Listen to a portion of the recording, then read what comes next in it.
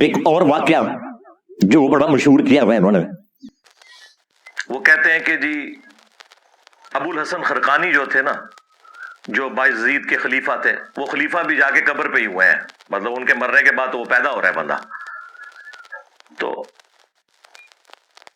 محمود غزنوی جب سومنات پہ حملے کر رہا تھا تو اس کو کامیابی نہیں ہو رہی تھی، تو آخری دفعہ اس کے پاس ابو الحسن خرقانی کا ایک کرتا تھا جو اس نے اللہ کے حضور توسل کے طور پر پیش کرتے ہوئے دعا کی اور اسے فتح ہو گئی.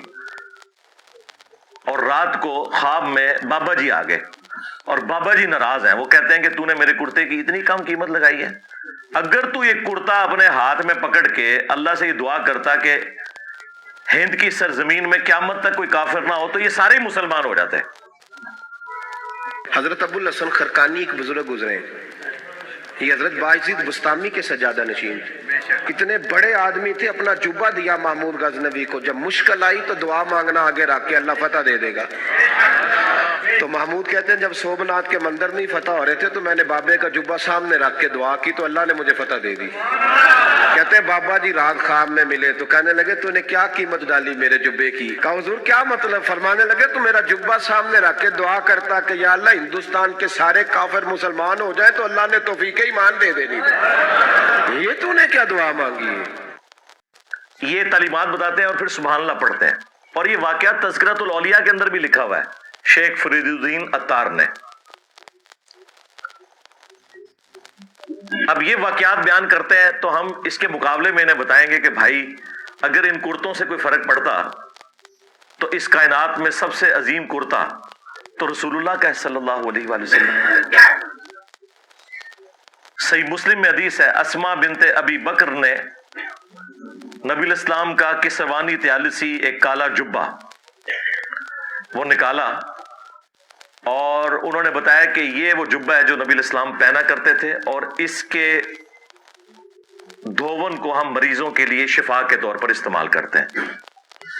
نبی الاسلام کا کرتا مبارک جو صحیح تبرک بھی ہے، جس سے صحابہ کرام نے تبرک بھی حاصل کیا، وہ کرتا جب نبی الاسلام خود پہنتے تھے، اس کرتے کو دیکھ کے تو مشرکین عرب نے اسلام قبول نہیں کیا. اور اس کے بعد رومنز اور پرشینز کے خلاف جب صحابہ کرام نے جنگیں لڑی ہیں تو وہ کرتا تو نہیں لے کے گئے جس طرح یہ ابو الحسن خرقانی کے کرتے سے دعا کی ہے. انہوں نے تو رسول اللہ کے کرتے سے کوئی دعا نہیں کی ہے. وہاں تو 8,500 صحابہ اور تابعین شہید ہوئے ہیں جنگ قادسیہ میں، ہاتھیوں کے نیچے بھی آئے گئی، تب جا کے وہ پرشین امپائر جو ہے وہ مسلمانوں کے پاس آئی ہے. اور جنگ یرموک میں بھی ہزاروں صحابہ اور تابعین شہید ہوئے ہیں، تب جا کے رومن امپائر کی کمر ٹوٹی ہے. ادھر تو کوئی کرتے نہیں لے کے گئے، سب کہانیاں بنائی ہوئی ہیں. پھر ہمارے وہ جو مرشد ہیں مصباحی صاحب، ہاں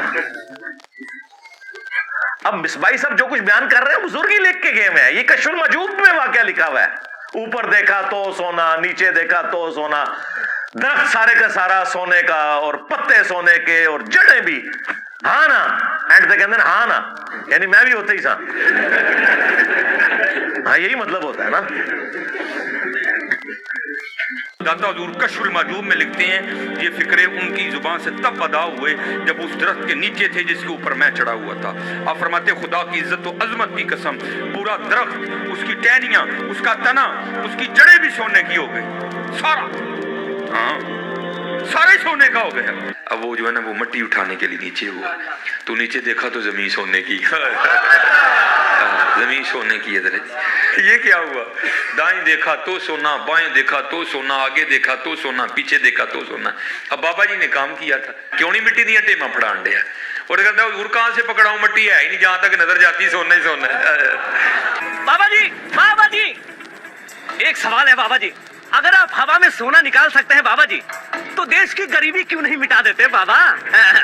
جواب بابا جی، جب آپ خود سونا نکال سکتے ہو تو ہم لوگوں سے چندہ کیوں لیتے ہو بابا جی؟ جواب ہریو ہریو ہریو، یہ رانگ نمبر ہے، یہ رانگ نمبر ہے. تو یہ وہ تعلیمات ہیں جو ان کے بزرگوں کی کتابوں میں لکھی ہیں اور یہ ڈیفینڈ کر رہے ہیں. ہم اس کے جواب میں پھر آپ سے نہ پوچھیں